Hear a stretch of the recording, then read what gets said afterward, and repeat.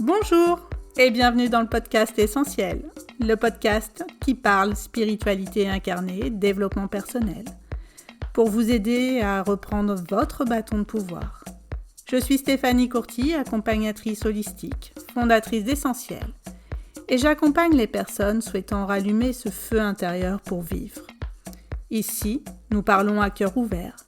Je vous partage des outils, des clés, qui vous permettront d'aller vers votre essence pour une vie plus alignée. Prête ? Prêt à recevoir votre bâton ? C'est parti ! Bonjour et bienvenue dans ce nouvel épisode d'Essentiel. Aujourd'hui, un sujet qui me tient à cœur parce que je pense que c'est le sujet de ma vie, la confiance en soi. Alors d'abord, je voulais vous remercier pour les partages autour du podcast, les retours, les messages, les SMS. Merci, ça fait chaud au cœur de voir que vous écoutez, de voir surtout qu'il vous apporte des choses. Merci de liker, de commenter, de partager autour de vous. Merci du fond du cœur. Ça nourrit ma confiance en moi. C'est la thématique d'aujourd'hui. Alors pour commencer déjà, je voulais qu'on revoie la différence entre l'estime de soi et la confiance en soi, parce que c'est pas la même chose. Petit zoom d'abord sur l'estime de soi. L'estime de soi, c'est vraiment c'est lié à la valeur, à l'opinion qu'on a de soi. La confiance en soi, c'est la confiance à passer à l'action, à avancer, à se mettre en mouvement. Et derrière, souvent, il y a la peur de l'échec, de ne pas réussir, qui est là. Donc vraiment, il y a cette différence entre l'estime de soi, c'est vraiment la valeur qu'on s'attribue, de la confiance en soi. Et la confiance en soi, elle évolue en fonction des expériences, en fonction de la vie, en fonction des contextes. Et elle peut se développer, c'est pas une fatalité de manquer de confiance en soi, elle peut se développer, être consolidée par des pratiques régulières qu'on va voir un peu plus loin. La confiance en soi, c'est important parce que elle agit comme une clé qui permet d'ouvrir des portes, d'avancer dans sa vie en ouvrant des opportunités, de se remettre en mouvement. Et elle influence notre manière de percevoir le monde et donc de réagir vis-à-vis des défis qu'on a par rapport aux autres, quoi. Donc ces bienfaits de la confiance en soi, ça se ressent à plusieurs niveaux sur le plan personnel. Elle aide à avoir des relations plus vraies, plus authentiques et équilibrées, et elle permet aussi de fixer les limites pour pas qu'on rentre dans l'abus. Et dans la sphère professionnelle, une personne confiante, elle est mieux équipée pour passer à l'action, lancer des initiatives, défendre ses idées et s'adapter aussi aux changements qu'une vie professionnelle nous amène. Et puis elle inspire aussi confiance aux autres. Donc la confiance en soi, c'est vraiment une ressource précieuse qui contribue à notre succès, mais aussi à notre bien-être. Au niveau énergétique, la confiance en soi, elle se situe au niveau du plexus solaire. Le plexus solaire, c'est le chakra qui est situé sous la poitrine. Ce plexus solaire, c'est le chakra du j'agis. Je passe à l'action. Je me remets en mouvement. Il vient après les chakras du bas, donc le chakra du bas, le chakra racine. Je suis en sécurité, je pose mes limites. Le chakra sacré, bas du ventre, je ressens, je crée ma vie rêvée. Et une fois que ma vie, elle est imaginée, je passe à l'action pour la créer. Plexus solaire. Et donc, ce chakra, quand il dysfonctionne, on peut se positionner en mode victime. Si je suis en victime, ça va être la faute de tout le monde, sauf de moi. À un moment donné, c'est moi qui suis responsable de reprendre mon bâton de pouvoir.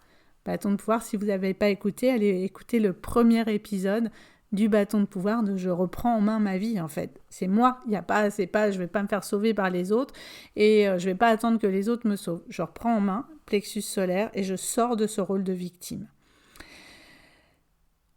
Ce chakra, au niveau énergétique toujours, il est relié au niveau de l'aura, des sphères, des corps, ce qu'on dit les corps, les différents corps que compose notre aura, qui est situé à 30 cm à peu près autour de notre corps. Ce chakra-là est relié à notre corps mental, donc à notre façon de penser.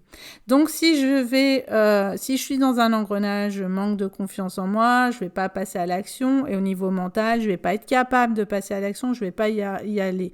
Pareil, on retrouve aussi l'estime de soi, je vaux zéro, je suis nulle, gna gna gna. Hop, je vais penser, je suis nulle, je ne vais pas avancer non plus. Donc, plus on va travailler notre plexus solaire, notre confiance en soi, notre estime de soi, et plus on va avoir aussi des pensées positives, des pensées de j'y vais, je suis capable, j'y vais, etc.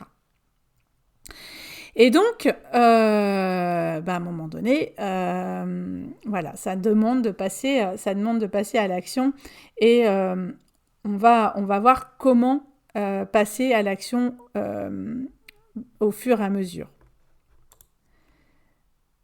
Donc, avant ça, si on reprend mon exemple, je suis quelqu'un qui manque cruellement de confiance en moi. Si je me revois toute petite, je pense que sur tous les sujets de ma vie, j'ai manqué de confiance en moi et d'estime de moi en même temps, et que ça m'a bloquée en fait dans plein de choses. Petite, j'osais pas faire grand-chose parce que j'avais peur de l'échec, j'avais peur de pas y arriver, voilà, c'est hyper compliqué. En classe, les contrôles, les veilles de contrôle, j'étais en PLS, je dormais pas la nuit, les veilles de recevoir les contrôles, les notes, je dormais pas la nuit. Enfin, pour moi, tout le cursus scolaire a été un calvaire à cause de ce manque de confiance en moi. Côté sport, j'avais pas de mental. On a dit, le plexus, il est relié au corps mental. J'avais zéro mental, donc j'aurais pu aller... je faisais beaucoup de cross au collège. Je pense que si j'avais eu le mental, si j'avais eu confiance en moi et mes capacités, j'aurais pu faire bien mieux que ce que j'ai fait, mais j'avais zéro mental. Voilà, quand il a fallu choisir une orientation, je me sentais pas capable. Et je me souviens ma mère me dire est-ce que tu postules sur une école maths P, école d'ingénieur, ou tu pars sur autre chose, et puis elle, voilà, j'avais pas confiance, je me sentais pas de faire maths sup, je pense pas que j'avais le niveau en plus, mais ou une école d'ingénieur, parce que ça m'aurait mis en échec. Je manquais trop de confiance en moi, ça m'aurait mis en échec. Et là, c'était la cata, donc j'ai assuré par un DUT qui m'a permis de l'avoir et de gagner confiance en moi. Donc, pour travailler la confiance en soi, c'est une des premières choses, c'est de ne pas viser la lune, parce qu'on va être mis en échec. On vise petit pas après petit pas, et on se construit au fur et à mesure. Si je prends les études, j'ai fait un IUT, j'ai réussi, j'ai fait un bac+3 après, j'ai réussi. Je suis rentrée dans la vie active. Et de rentrer dans la vie active, ça a été un sacré challenge pour moi sur la confiance en moi. Mais ça m'a boosté ma confiance parce qu'en fait, j'avais plein de petits succès tous les jours de mise en place, de tri sélectif. Une réunion que j'animais, j'ai réussi, etc. Et j'avais un chef à l'époque qui était génial. Ça a été mon mentor, et en fait il m'a donné confiance en moi, et j'ai grandi et j'ai boosté ma confiance en moi, et ce qui m'a permis de reprendre mes études et d'aller à mon bac+5 en fait. Et là rien ne pouvait m'arrêter, je suis arrivée majeure de ma promo, alors que j'aurais fait ça 5 ans avant, j'étais en échec total. Donc le premier truc, c'est de ne pas viser la lune. C'est de se dire, je vais y aller petit à petit, je vais me donner des actions que je suis en capacité de réussir. Et surtout, de ne pas avoir peur de l'échec. Parce que l'échec, on apprend aussi de l'échec, bien évidemment. Il y a, par exemple, aujourd'hui dans mon activité, j'ai lancé des ateliers, j'ai lancé des formations où j'ai eu 0 inscription. 0. Les premières fois, c'est raide, hein. On le prend en échec, c'est dur, vraiment. Et puis, en fait, c'est de se recentrer, de se dire, je vais apprendre de l'échec. Qu'est-ce qui n'a pas marché? Et en fait, en regardant, c'est d'où est venue cette proposition. Est-ce que c'est venu d'un élan du cœur ou plutôt de dire, je vais faire du chiffre d'affaires? Est-ce que l'heure était bien... l'heure et le jour étaient bien adéquates? Et il y a des fois, ça venait de je fais du chiffre d'affaires, donc il n'y avait pas l'élan en face. Et puis d'autres fois, ça venait vraiment du cœur, donc je l'ai reproposé à une autre date, un autre créneau horaire, et ça a pris. Donc je me dis, j'ai appris de l'échec, j'en ai transformé. Et maintenant, je sais que quand ça ne marche pas, c'est pas lié à moi, donc ça ne vient pas travailler sur ma confiance en moi et mon estime de moi aussi. Donc, de ne pas avoir peur de l'échec. Et puis, quand il y a des succès, de les célébrer. D'être dans la gratitude de j'ai réussi en fait à faire ça. Et de se dire, voilà, là, tu as réussi, donc tu es capable de faire ça. La première fois que j'ai animé une réunion, une revue de direction avec tous les cadres dirigeants de la société, j'étais quand même dans un groupe de 3000 personnes, j'avais le PDG, directeur Indus, et tous les grands cadres. C'est moi qui animais la réunion.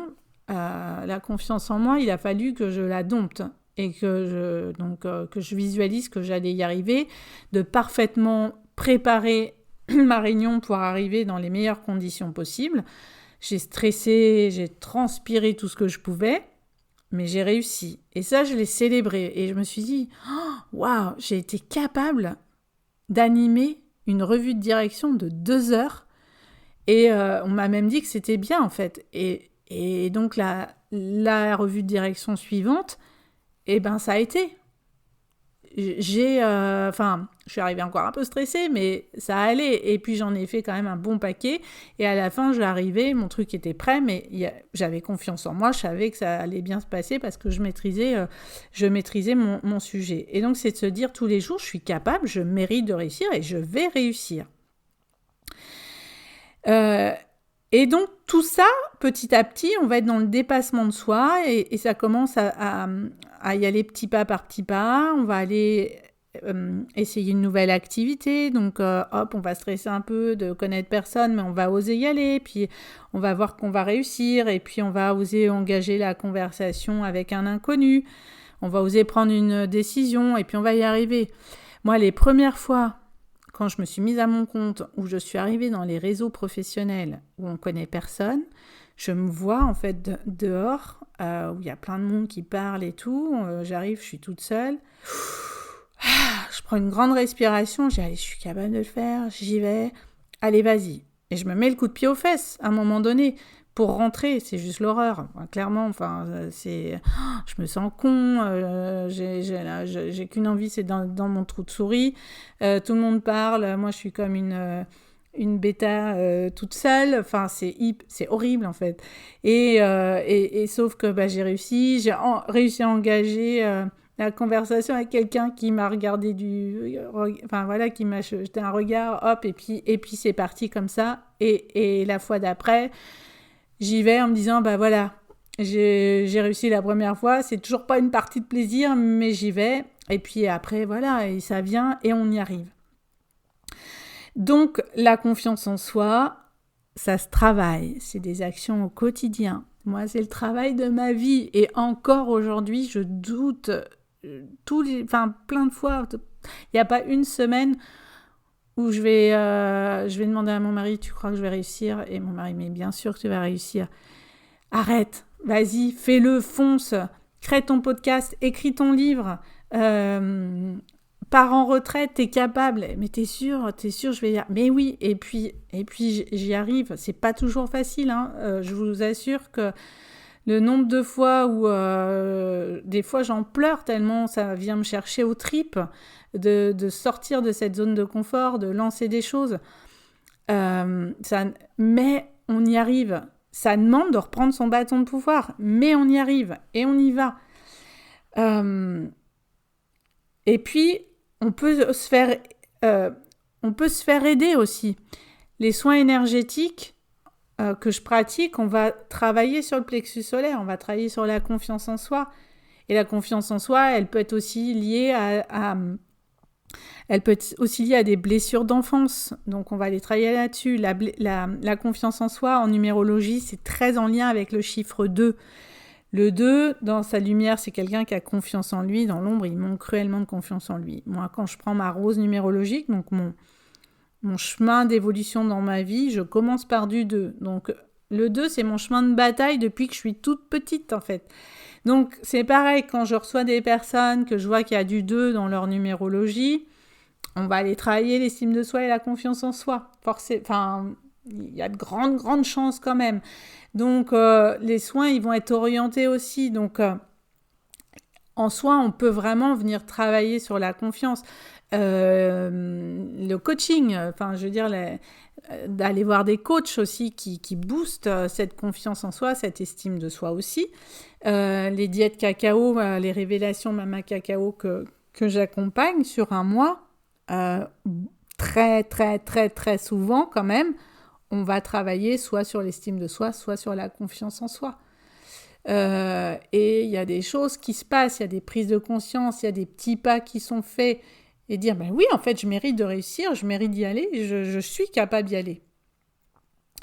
Donc en soins, ça se travaille, et moi, l'outil qui m'a énormément aidé pour la confiance en moi, c'est l'activation Kundalini Inner Dance. Ça a été vraiment pour moi un travail énorme sur le plexus solaire, donc j'en ai fait quand même, j'en ai pratiqué beaucoup, hein. Plus on pratique, plus ça fonctionne, mais il y a vraiment eu une expansion au niveau du plexus solaire. Il y a un truc qui s'est libéré, où voilà, je dis mais je vais y aller, je vais réussir, j'y vais, je fonce. Et il y a vraiment eu cet outil qui m'a énormément aidé sur la confiance en moi.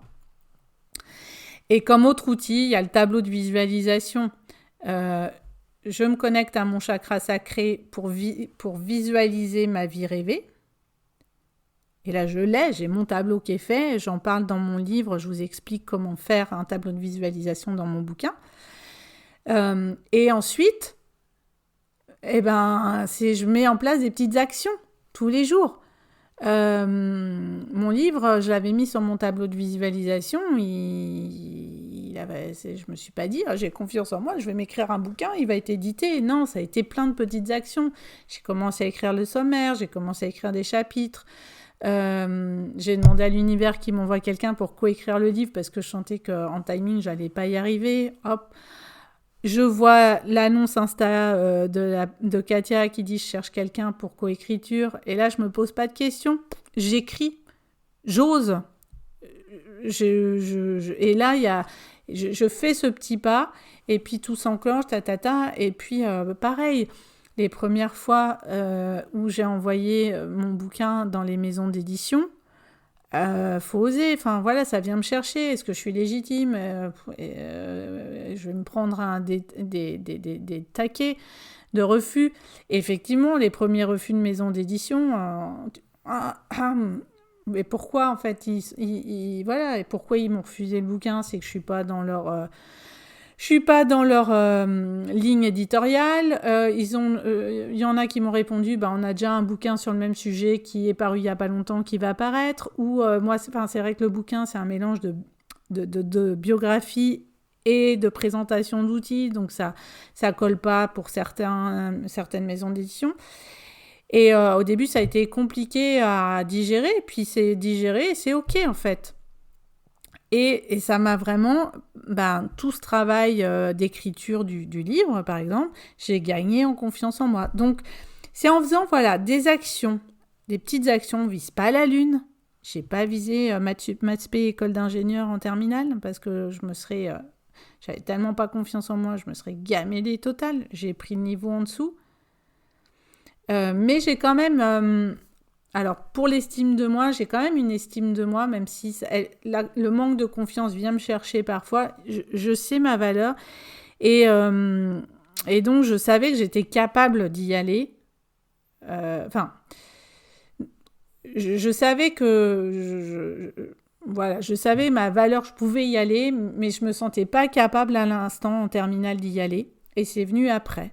J'ai fait mon DUT, j'ai fait mon bac+3. Je suis rentrée dans ma vie professionnelle où là, j'ai gagné énormément en confiance en moi. Et voilà, ça a acté. Et puis, voilà, je vous ai raconté après la fin. Donc, il y a plein d'exemples comme ça de gens qui manquaient cruellement de confiance et les expériences de vie font qu'on gagne. Mais visualisez vos succès, analysez vos échecs avec toute transparence et bienveillance et puis osez sortir de votre zone de confort. Donc effectivement, pour oser sortir de sa zone de confort, il faut avoir l'énergie pour les chakras du bas, le chakra racine avec l'énergie vitale, la kundalini. Si tout ça c'est déjà raplapla, on n'a pas l'énergie, elle remonte pas, on n'a pas l'énergie pour aller libérer le chakra. Donc, c'est pour ça que je vous dis, pour moi, les soins énergétiques tels que je les pratique, et peut-être d'autres, mais en tout cas, pour moi, on va aller travailler sur remettre de l'énergie déjà dans les chakras du bas pour avoir cet élan, ce feu qui arrive au niveau du plexus et qui va permettre d'avancer, d'aller libérer tout ce qui entrave la confiance en soi. Voilà pour cet épisode, j'espère qu'il vous aura parlé. Osez partager, diffuser, mettre des commentaires comme à chaque fois. Merci beaucoup. Je vous souhaite une très belle fin de journée et je vous dis à la semaine prochaine.